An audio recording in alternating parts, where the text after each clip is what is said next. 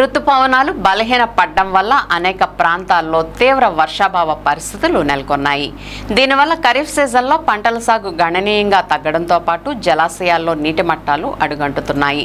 పెదవేగి మండలం మెట్ట ప్రాంతం కావడంతో రైతుల పరిస్థితి అగమ్య గోచరంగా తయారైంది. ముఖ్యంగా ఖరీఫ్ సీజన్లో వరి పంట సాగు చేసే రైతులు చెరువుల నీటి ద్వారా పంటలు సాగు చేస్తుంటారు. అయితే జూన్ జూలై నెలలో ఆశించిన స్థాయిలో వర్షాలు కురకపోవడంతో మండల వ్యాప్తంగా ఉన్న చెరువులు నీళ్లు లేక బేటలు వారాయి. చెరువులు నిండితే ఆ నీటి ద్వారా వ్యవసాయం చేసుకునే వీలుంటుంది. అటువంటిది ఎల్ నినో ప్రభావంతో వర్షాలు లేక రైతులు ఆందోళన వ్యక్తం చేస్తున్నారు. పశువులకు కూడా చెరువుల నీరు ఎంతగానో ఉపయోగపడుతుంది. అయితే చెరువుల్లో నీరు లేకపోవడంతో పశువుల పెంపకం ప్రశ్నార్థకంగా మారింది. చెరువుల కింద పోసిన వరి నారుమళ్లు ఎండిపోతున్నాయి. మరోవైపు పొలాల్లో ఉన్న బోర్లు కూడా అంతంత మాత్రంగానే పనిచేస్తున్నాయి. కొన్ని గ్రామాల్లో బోర్లు పాడైపోయాయి. ఇంకొంతకాలం వర్షాలు లేక ఇలాగే కొనసాగితే ఖరీఫ్ సీజన్ ప్రశ్నార్థకంగా మారే ప్రమాదం ఉంది.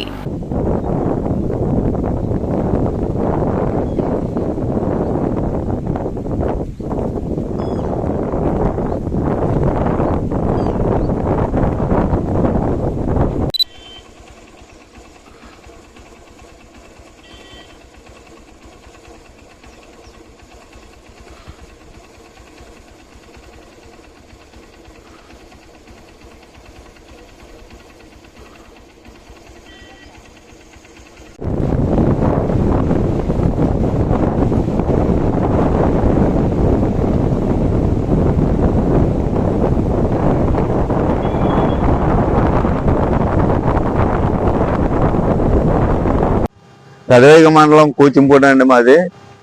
మనకి జూన్ నెల 20వ తారీఖున ఆకుమల్లి పోయాలండి. అప్పుడు ఏదో కొద్దిగా జల్లు పడితే కొంతమంది ఆకుమల్లి పోసారు. ఇప్పటి వరకు వర్షాలు లేనందువల్ల ఆకుమల్లి ఎండిపోయినాయండి. కొంతమంది ఆకుమల్లి కూడా పోయలేదు. ఈ వాతావరణం అసలు ఎల్ నినో ప్రభావం అంటున్నారు.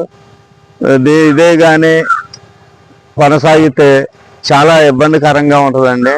దీనికి ప్రత్యామ్నాయంగా మా ఎమ్మెల్యే గారు న్యాయంపల్లిలో కొంత భూమి సేకరించారు. దాన్ని ఒక పెద్ద చెరువులాగా తీసి గోదావరి నీళ్ళు దాంట్లోకి మళ్లిస్తే ఇటు న్యాయంపల్లి కూచింపూడి చెరువులకి వాటర్ వస్తుందండి. దీనివల్ల కొంత రైతులు ప్రత్యామ్నాయంగా కొంతవరకు పంటలు పండించుకోవడానికి అవకాశం ఉంటుంది.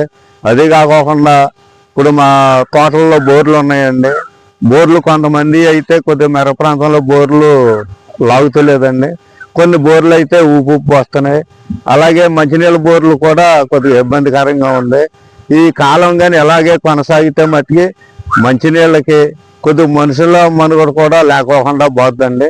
దీన్ని ప్రభుత్వం వారు మా ఎమ్మెల్యే గారికి బాగా సహకరించి ఎంత త్వరగా వాటర్ కానీ గోదావరి నీళ్ళు ఆ న్యాయంపల్లి